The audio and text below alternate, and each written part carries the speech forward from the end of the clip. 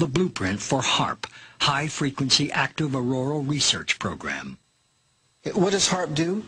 HAARP is a large antenna where we beam radio frequency energy up into the upper atmosphere, and we create on a small scale what the sun normally does. The assignment came that the Navy and the Air Force were to manage the program. Applications discussed in the patents included destroying missiles. Communications, control, and disruption were included. There were some other ideas both to possibly modify weather and finally to lift a portion of the upper atmosphere further out into space where hopefully it would be able to deflect missile trajectories. In 1983, I did radio tomography with 30 watts looking for oil in the ground. I found 26 oil wells over a 9-state area, and 100% of the time was accurate with just 30 watts of power beaming straight into solid rock. HAARP uses 1 billion watts beamed straight into the ionosphere for experiments.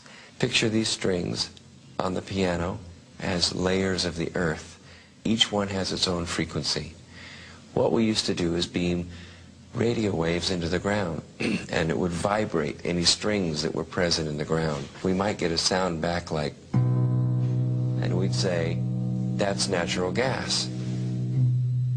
We might get a sound back like, and we'd say, that's crude oil. We were able to identify each frequency. We accomplished this with just 30 watts of radio power. If you do this with 1 billion watts, the vibrations are so violent that the entire piano would shake. In fact, the whole house would shake. In fact, the vibrations could be so severe underground that could even cause an earthquake. Earthquake, earthquake, earthquake, earthquake.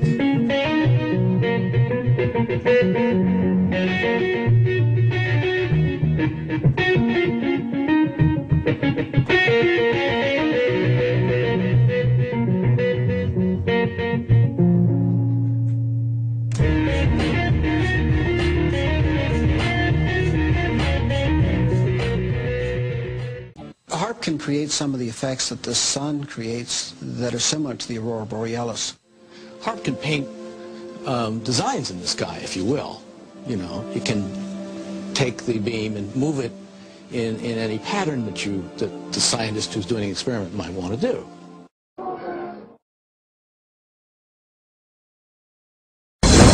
The Morrises are experts in non-lethal weapons technology. They are consultants to the Defense Department, CIA, NSA, and world-renowned think tanks.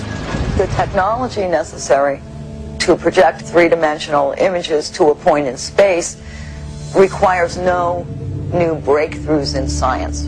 We have the technology now. Overall, the non-lethal weapons development program is aimed at giving our military options between talking and shooting.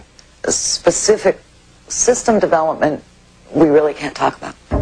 But the Morrises did talk in general about secret military experiments with lifelike 3D projections in the sky called holograms. Holograms on a battlefield would be to divert the attention of the enemy, to deliver propaganda or something very frightening to make the enemy run away if you think that he will believe that what you're sending is really an angel, a devil, a UFO. And where could this type of weaponry be tested? Perhaps not coincidentally, along the US-Mexico border at the Army's electronic proving ground in Fort Huachuca, Arizona.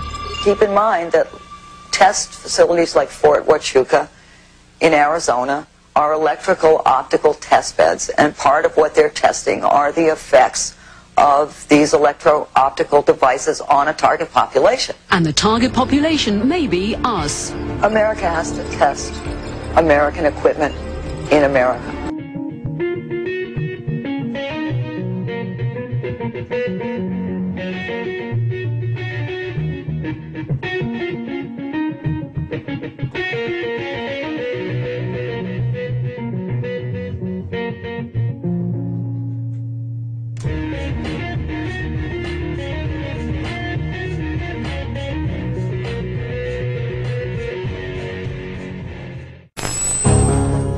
The ultimate weapon in the info war would be so secret, so invisible, so undetectable, you would never know your mind was under attack.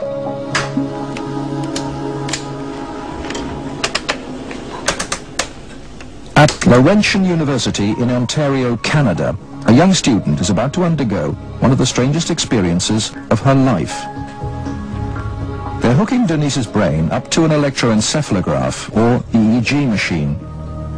For 30 to 40 minutes, this will monitor her brainwaves, while these electric coils attached on either side of her head will immerse her brain in an electromagnetic field.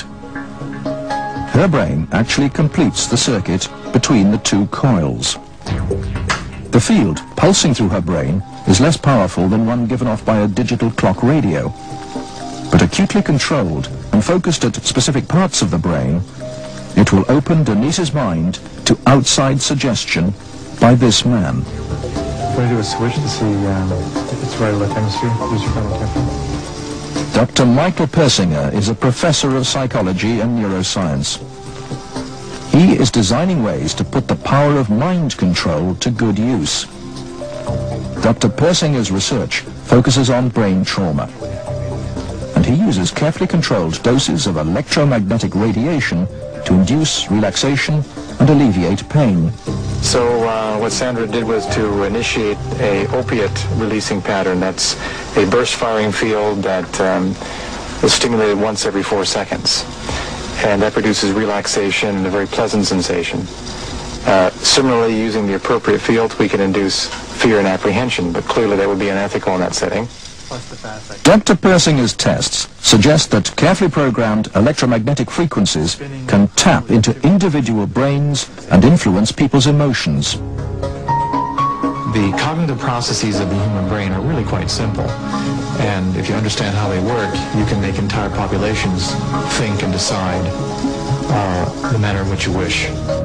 Many experts are skeptical of such an Orwellian scenario, but Persinger thinks the implications are chillingly real. Suppose you generate a field that produces fear, fundamental fear, in large numbers of people. And then, over the television, more traditional way,